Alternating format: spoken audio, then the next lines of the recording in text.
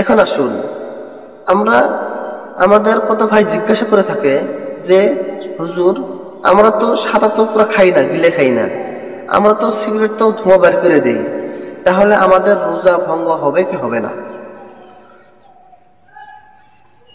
ভাই, আমাদের রোজা যদি সাদা বিড়ি, সিগারেট, পান তামুল খাই, তাহলে আমাদের রোজা ভঙ্গ হয়ে যাবে।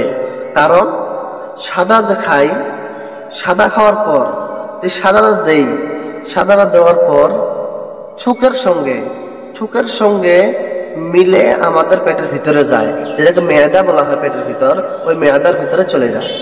ওই মেয়াদার ভিতরে যখন চলে যায়, আর মসজিদে শ্রম হওয়ার জন্য, রোজা ভঙ্গ হওয়ার জন্য এইটুকু যথেষ্ট যে তোমার থুকের সঙ্গে তোমার সাদার বীজাণু, তোমার সাদার অংশ যাইতেছে ভিতরে, এইটাই রোজা ভঙ্গ হওয়ার কারণ। আর